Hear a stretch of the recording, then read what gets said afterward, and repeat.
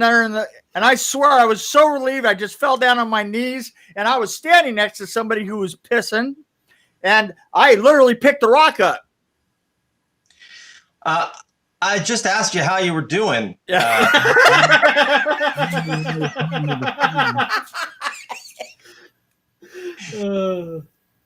But congratulations. Congratulations. So I'd like to introduce Andras Jones. He was worked on Nightmare on Elm Street 4 with me, and we've laughed a little over the years. And, he's also Jeff from Night Trap. And Jeff from Night Trap. It's true. It is true. And I was just recently listening to a really interesting podcast that he has. Why don't you tell us all about that, Andras? Well, are you talking about the new podcast? I was talking about the new podcast. Yeah, so for years I've been hosting a podcast called Radio 8 Ball. It's a musical divination show where we answer questions by picking songs at random and interpreting them like musical tarot cards. I've had a lot of my nightmare friends on it and other folks. But I just started a new podcast with my friend Brian Connolly, who is the co-author of a book some of you may have heard of. It's called Destroy All Movies. It's an encyclopedia of the appearance of every punk rocker in any film from 1975 to 2000. So if there's a person with a mohawk in the back of a Bette Midler film, like as an extra walking across the street, they cover that guy. So he's an interesting cat. He used to manage Vulcan Video in Austin, Texas, which is their hipster video store. Right. He's had access. He's just a guy who has seen so many movies. Anyway, so he and I have been friends for a long time. And we decided, well, every time we get together, all we do is talk about movies. And usually one of the things we share is that we like a lot of movies that other people write off as either being bad or lowbrow or boring or whatever, or people just don't even know about it because it never got a release, or it got a shitty release, or I can swear on this, right? Absolutely. No, absolutely not. Yeah. A fucking shitty release. Yeah. Okay. There you go. So we decided, we had this idea. Well, what if we did a podcast devoted to all of these films that we love and that the world is wrong about? And that's where we came up with the title, The World is Wrong, which is the podcast is an extremely positive podcast about films that have been misjudged, maligned, or ignored by critics and the. Ooh. So I wanted to ask, because I was listening to your first podcast, your first episode. And this sounds like such an interesting film. Oh, Mad Dog Time? Yeah, Mad Dog Time. We covered is a film called Mad Dog Time. It also came out under the title Trigger Happy. It's from 1996. It was directed by Larry Bishop, who is the son of Joey Bishop. And for those of you out there who are fans of Rat Pack, you will know Joey Bishop as the fifth guy in that famous picture outside the Sands. So there's Frank Sinatra, Dean Martin, Sammy Davis Jr., Peter Lawford, friend of the Kennedys, and the other guy. And the other guy was Joey Bishop, who had a very popular TV show in the 50s and 60s. He was a real sort of, he was a celebrity. A lot of people don't know who he is now. But anyway, so Larry was raised in this showbiz family, and he grew up in Hollywood, and he just has so many amazing stories. We actually got him for an interview for this podcast, which was amazing. He feels like he's never talked about this film because nobody's ever asked him about it. But the cast is incredible. It's got Jeff Goldblum and Richard Dreyfuss and Gabriel Byrne and Kyle MacLachlan and Diane Lane and Alan Barkin and Burt Reynolds and Paul Anka and Billy Idol and Christopher Jones and Rob Reiner and Michael J. Pollard and Henry Silva. It just goes on and on and on. And everyone in it is just like acting their asses off. It's a parallel universe gangster film. There's so many interesting ideas in it. I just love the concept, just right there. Just the concept of a parallel universe gangster film. I mean, that's that that had to be a weird sell, just by itself. Yeah, I mean, when I talked to him, he found, I guess, so he went to high school with Richard Dreyfuss, and Richard Dreyfuss stars in and is the producer. Well, he's one of the stars of this, and he's the producer of it. And in his interview with us, Larry was saying how when they graduated from high school, Larry went right into a 6-picture deal with AI. Was it AI Pictures? API, right, maybe. Right. No, API was a news service. AI. AI, sorry. American International. Yes. American International, right. Biker films for them. So when he got out of high school, he was the most successful of his peer group, which included an acting troupe he was in with Richard Dreyfuss, Albert Brooks, and Rob Reiner.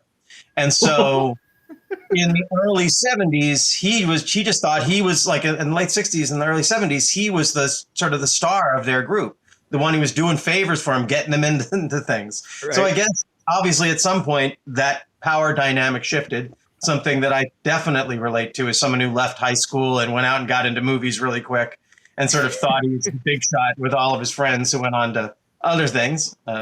Anyway, so that's how I think it was his relationship with Richard Dreyfuss that allowed him to do a picture like this. But when you listen to him talk about it, it sounds like he ended up in a very sweet deal where the producers were 100% supportive of his most outlandish ideas. I mean, he says in his interview that his primary influences as a director are Dean Martin and Schopenhauer. Neither of whom ever directed a movie, by the way. Yeah.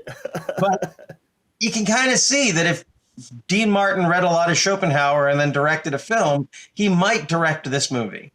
Actually, it's you told me to listen to the podcast. Yeah. And I did listen to the podcast. I'm not finished yet, by the way. You know, the first one is a very long one. Come on. You know, I was talking to TJ about this and I said, like it's 3.5 hours long, the podcast. And I said, really, I don't do anything for 3.5 hours other than sex. Okay, Tim. You know the feeling, right? Is that 3.5 hours continuous or contiguous, or do you break it up? Like 3.5 hours? No, that's only if something goes horribly wrong, to tell you the truth. So maybe his podcast is a good companion piece. Well, yes, you definitely should. If you want to make it last, think about our podcast. Yes. But you know what? In a way, though, you did a good job because you actually kind of justified having a podcast twice as long as the movie that you're talking about. Well, let me just be clear. The podcast official is an hour. And then we got Larry Bishop on, and he talked to me for 2.5 hours. Right. And if you can find the part of that I should have cut, please tell me. Well, no. Good point. Good point. Good point. Valid point. It's just he's got so many amazing stories. You're like, what am I supposed to do? Oh, Larry, sorry. Yeah. No. Nick, that happened to me the first time that you and I did an interview. I was like, okay, this is gonna be like 45 minutes tops, right? You're like, yeah. 2.5 hours later, Mick is like, yeah, that was great, man. I was like, yeah, 45 minutes, huh? Yeah. Okay, I'm done. So you know what it's like when you have gold. There's no doubt, but he broke it up into a couple of podcasts. Coward. But all that aside, it really is a riveting podcast. I mean, and now the thing that I was going to object to is what you should have told me was that I should watch the film and then listen to the podcast. I've changed since referring you to the podcast or the podcast to you. I realized that. And in fact, when I told you about it, I hadn't. Because now I have a fucking thirst to see this goddamn film. Well, I'll tell you, I'm breaking the law. I uploaded the film to my Vimeo account, and posted the film on our website on the podcast page. So you can actually go and watch the film in its entirety. We found that there were no streaming versions available, and there was one version on YouTube. The film is an hour and a half, but on YouTube it was running at 70 minutes. So it was a sped up version of the film. Was it edited or just literally sped up? Someone had a bad VCR, and they actually were just filming the thing playing on the TV. Oh, God. So those are my favorite. So I was like, and that's been up since 2016. So if MGM isn't shutting them down for it, well, there you go. I can probably keep it up on Vimeo for a little while. Checking out this film, Mad Dog Time, aka Trigger Happy from 1996, you can find it at the Radio 8 Ball Vimeo page, or just go to theworldiswrongpodcast.com, click on the Mad Dog Time episode, and you will see the video right there. And you can watch it before you listen, unlike Mick, who had to listen before he watched. Really.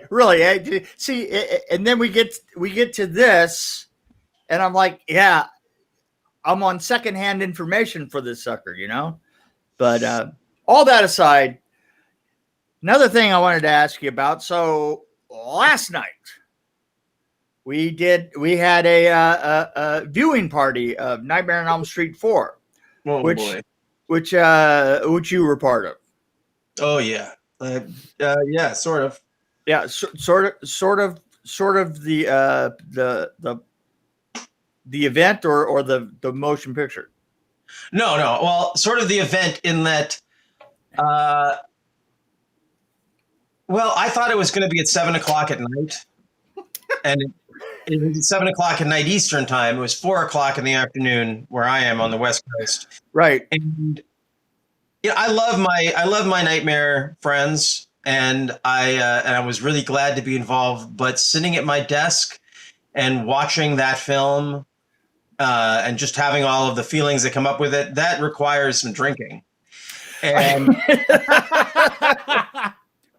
well, I think that you and Rodney then were on the same page with that.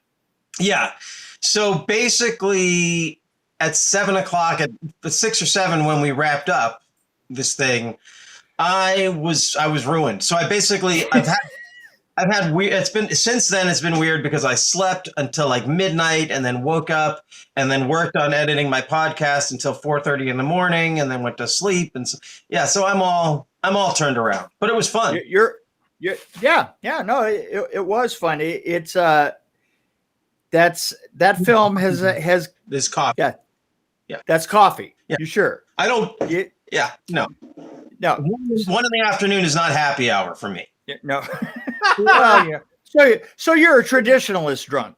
It's borderline. Yeah. Traditionalist. Yeah. So I thought that you did a really good job, and as usual, you are an eloquent speaker, and really kind of a smart guy and a smart ass, I might add, which is something that you and I both really, really do have in common. Yes, our asses are fucking brilliant. Yes. It is very true. So was there one particular smartass remark that you found you took a offense at or pleasure in? No, not. I mean, look. There was so much stuff happening on the screen all the time that I had problems with the fact that there were like 11 of us staring back at me, and my attention was like, just I was having a hell of a time just trying to kind of halfway guide things, which I had been told all of a sudden before we started that that was going to kind of be my job, which is kind of ridiculous. I was like, no, really, I'm not sure that I really want to do that, but you do what you have to. Yeah, and it's an odd thing because on the one hand, with those things, I feel like at first this is one of the reasons I also like to drink before it, because I get a little shy, and if everyone's talking, I'm like, okay, I'm just gonna check on my baseball scores and listen to this. Yeah. But then if I start to engage, once I start, it's kind of hard to stop, and I feel like maybe you're a similar type. And one of the things that I get aware, or maybe this is in part just knowing the people involved.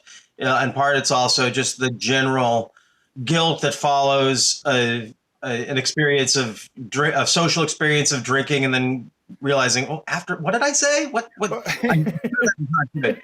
But I did feel like it's such a weird balance, because Nightmare is so much about the women. The story. It is. I mean, it's the final girl. It's the final girl setup, is what it is. They are the they're the first class stars. Well, Freddy's the first class star of it. Then Right. the women are the first class stars who aren't Freddy, and then the guys are below them, and rightfully so. That's the nature of the franchise. That's one of the things I'm proud of about the Nightmare franchise, being a part of it. But there is a thing when a bunch of guys are hanging out with women on a situation like that. We just start gabbing, blah, blah, blah, blah, blah, blah, blah. We're just like, and at a certain point, I was like, oh shit, we've just talked over.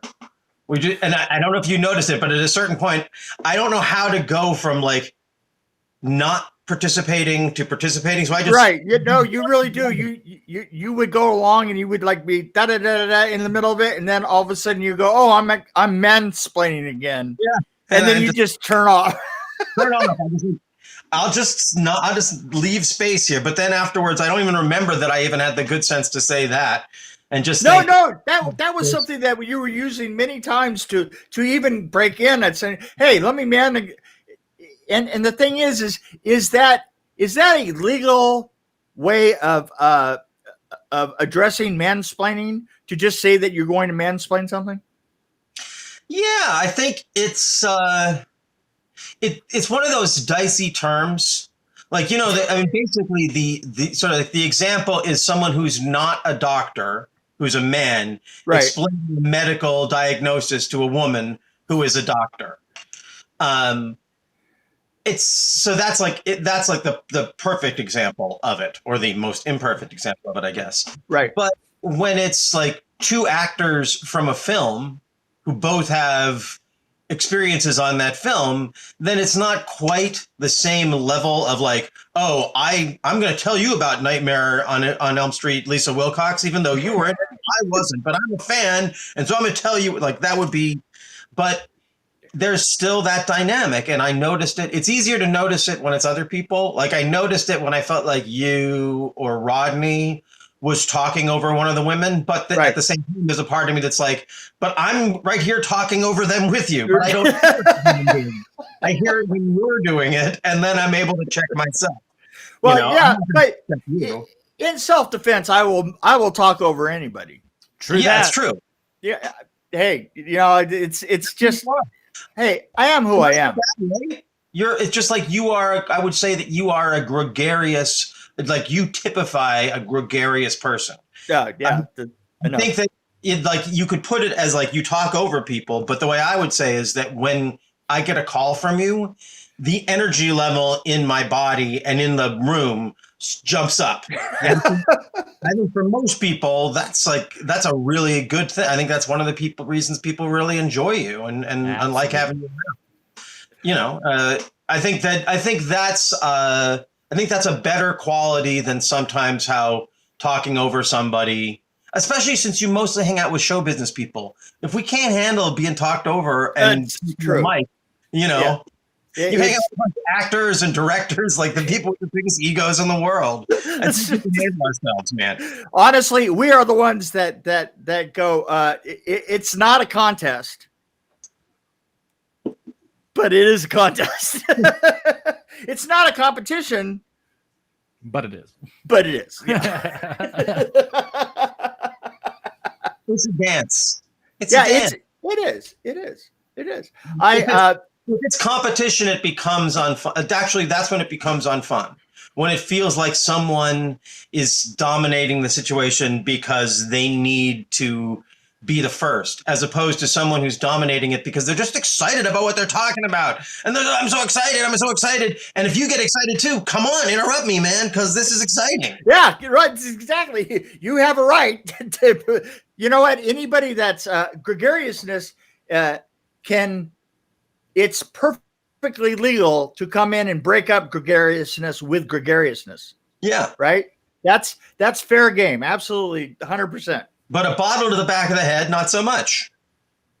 Well, depends on what he was saying at the time, though. And I should say that even though it's a concern of mine,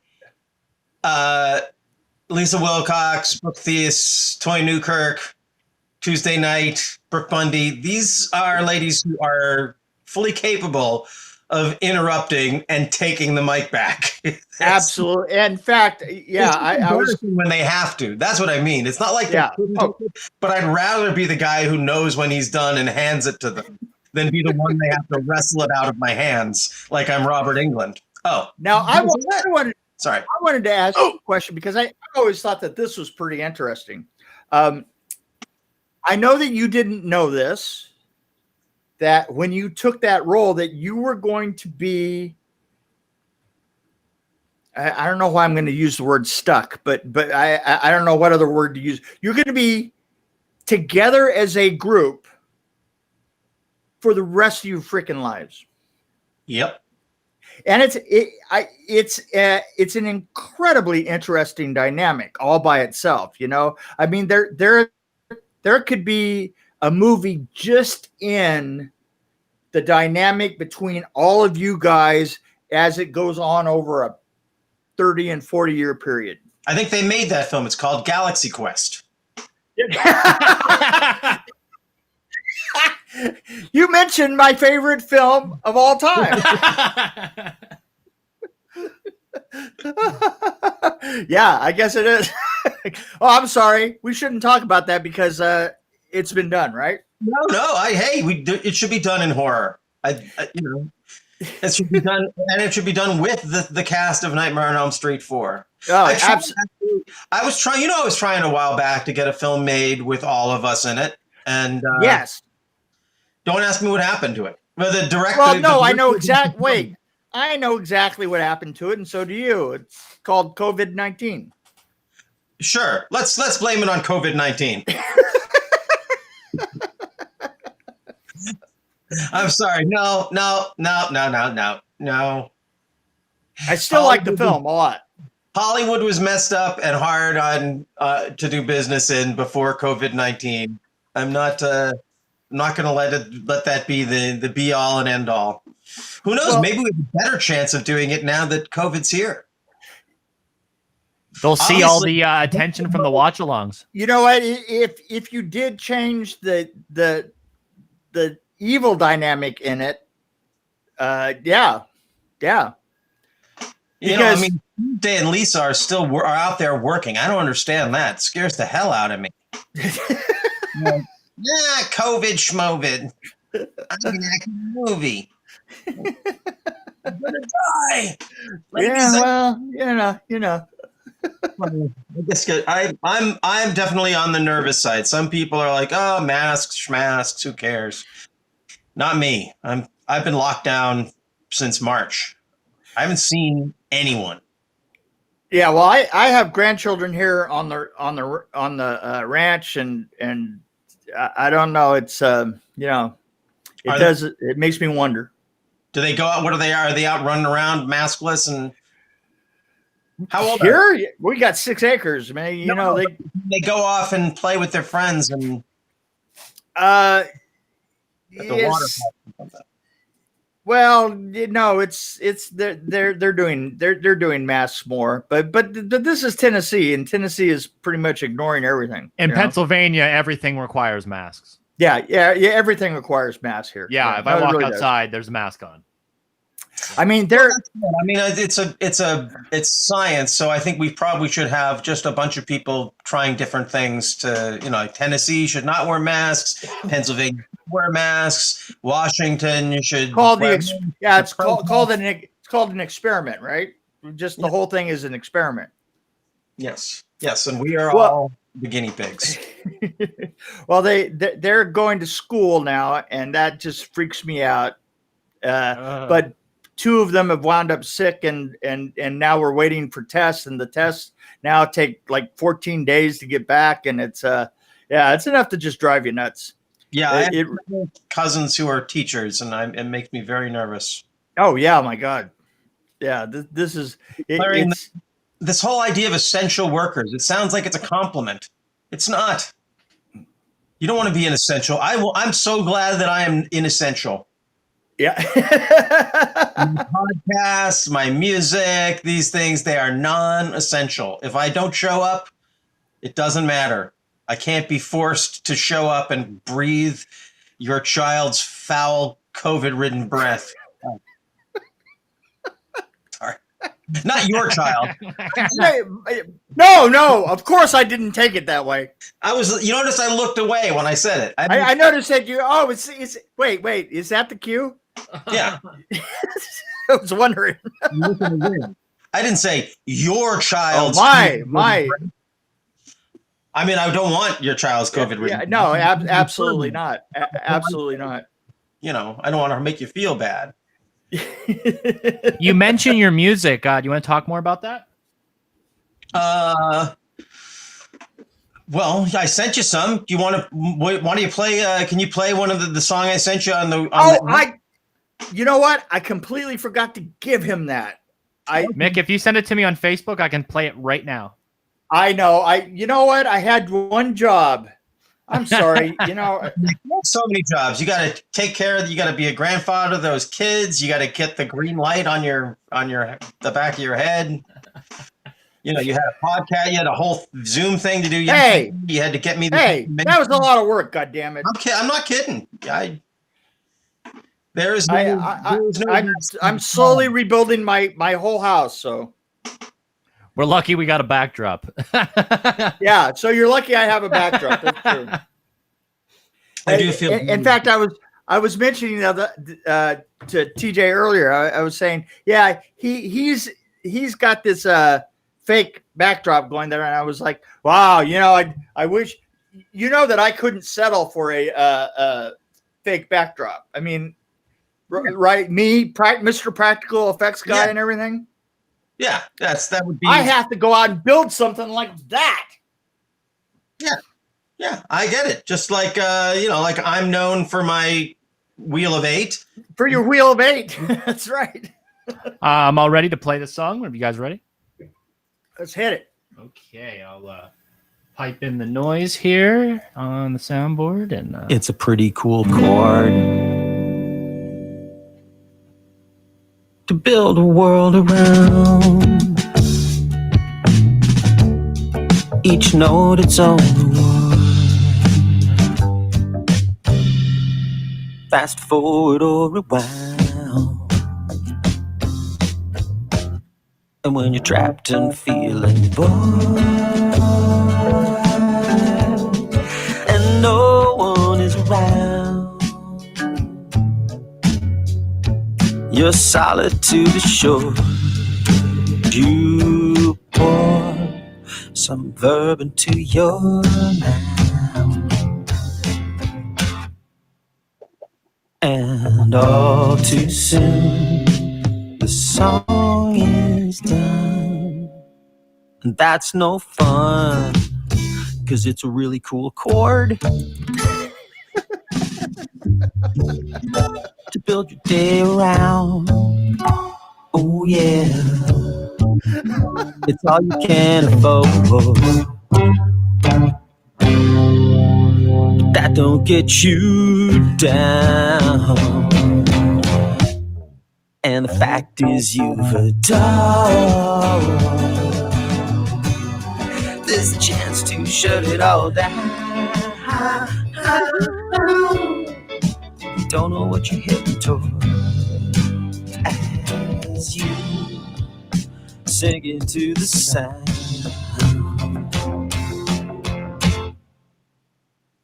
And all too young, this song is done. That's no fun.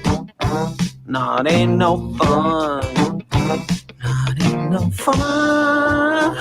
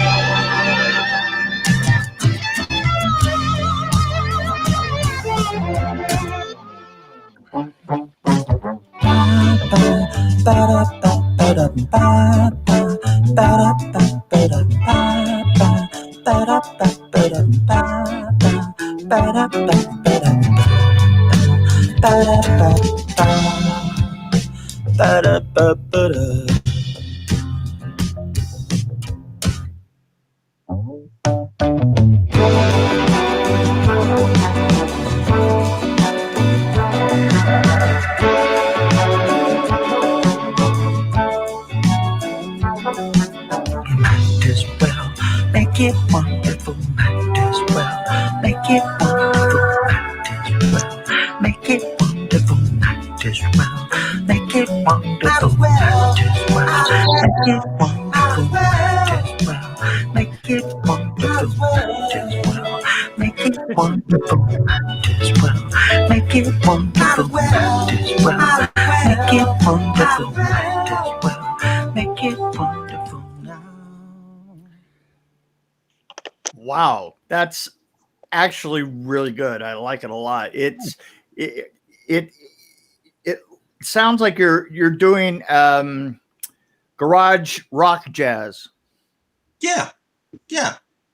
Like sort of if the band did yacht rock. Yeah, or kind of Grateful Dead meets the Wallflowers. Okay. I'm always surprised when people hear, like, I feel like a lot of times if you sound like something, it's because it's something you didn't listen to. Gotcha. You're unaware. Like, it's not like I don't know that I'm ripping that thing off because I never heard it before. Oh, no, not ripping off. Don't get that. Not ripping off, you know what I mean? Like, stylistically, like sometimes, like I'm a huge Who fan. And so I use my power chords judiciously because I don't like. And so sometimes, so you might not even hear the who-ness in it because I'm so aware of that. You know, I'm sure you probably do that, like in your work. You're like, I love this movie and I want to steal something in the style of it. But because I know I'm stealing it, I'm going to bury that. I'm not going to use the most obvious aspect of it. Whereas, well, no, an homage still means that you sent it through a blender. Yeah. Yeah. I'm just saying, but I'm glad you dug it. That's the newest thing I've done. I produced it here and just in this place right here with my own. And I sent it around. I didn't play the trombone on it, and I didn't. I was going to say, who played trombone? A guy named Vikram Devastali. He plays with. Are you familiar with Inara George? She is no. The Bird and the Bee. She's married to Jake Kasdan. Really? She's the daughter of Lowell George from Little Feat. Little Feat? Really? She's phenomenal on her own. I mean, as an artist, I think she's more impressive. No offense to Jake Kasdan, and I'm a huge Lowell George fan, but I think she's more impressive than both of them. Wow. And just a really, she has a really she's very talented vocally, very sophisticated. And Vikram plays trombone with her and with some of the people on her label. She has a label called Release Me Records, puts out Alex Lilly and Samantha Sidley, and Vikram plays on all their stuff. And he's also been a guest on Radio 8 Ball for people who want to check out his stuff. He's a pretty excellent songwriter on his own. Oh, really cool. I really like it. It's it reminds me of the Seattle area too. Nice. There's something about it that's now living in Tennessee. And Tennessee is a beautiful place, but it's it doesn't have that westness that I've always loved. Are you near Nashville? I am just outside of Nashville. Yes. Nice. At least Yeah. it's certainly a town that has some good songs in it. Oh, yeah. There's what I'm getting used to is the Americana kind, because I mean, the hardcore country and I like roots country. The modern country is a little, but American roots radio here has got an entirely a huge, going back through early bluegrass and blues and early forms of rhythm and blues and that kind of stuff and early country. There's a couple of those classic radio stations here that are just amazing, and groups that are doing Americana music now are very, very awesome. Is Jason Isbell from Nashville? I don't know. He's someone some of my Nashville friends turned me on to, and seems like he's probably an example of that. Yeah, I actually think I've heard him in rotation. Yeah, he's really good. Good. I was gonna say that song is up on Bandcamp, and if you feel free to share that link with anyone. Absolutely. Who listen to it. Absolutely do that. I promise I'll do that. Cool. Yeah. So, how is your other podcast going? Oh, Radio 8 Ball. Well, I've been doing it for 20-something years now. My God.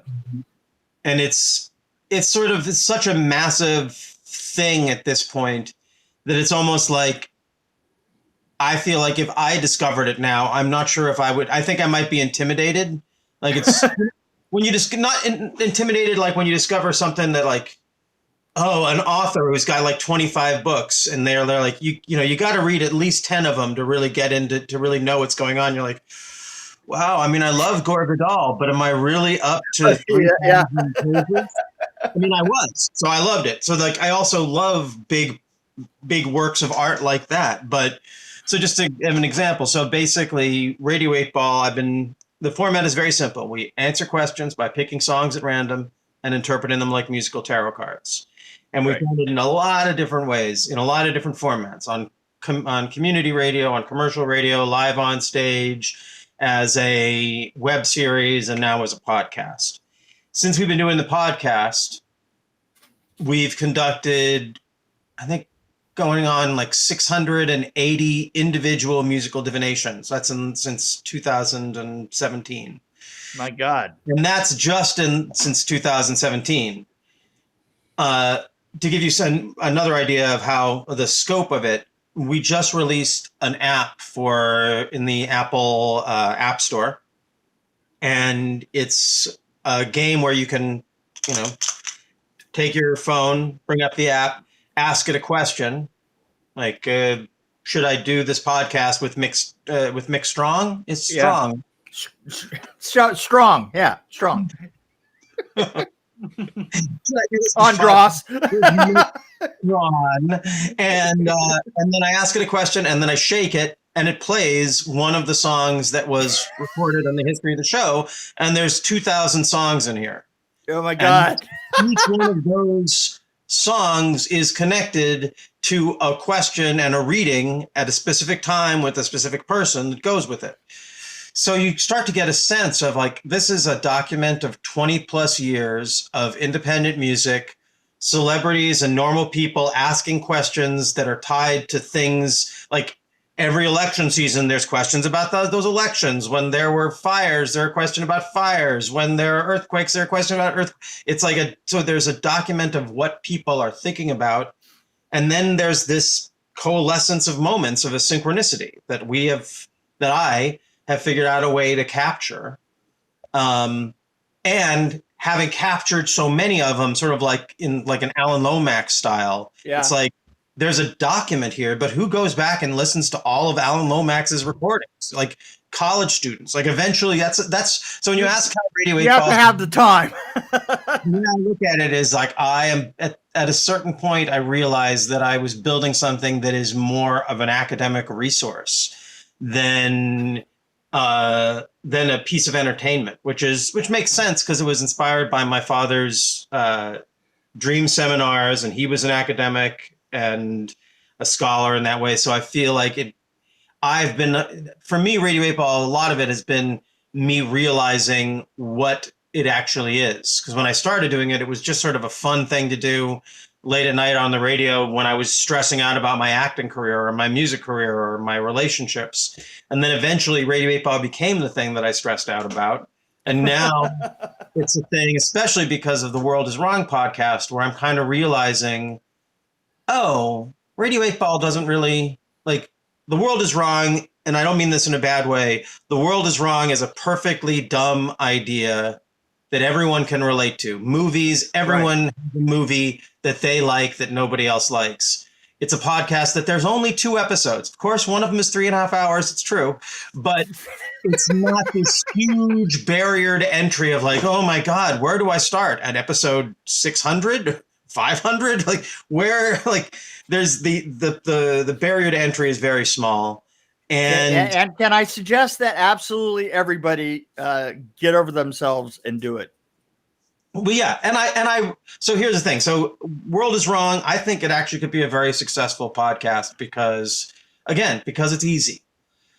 Radio 8 Ball is not easy like it's not easy in that there's a lot of it, but also it demands a lot. Like it's synchronicity for some people. Like if you're like me, synchronicity is a big inspiration. But like my co-host on the World is Wrong podcast, Brian, he was recently on Radio 8 Ball, and he hadn't told me this, but he hates synchronicity and is terrified by it.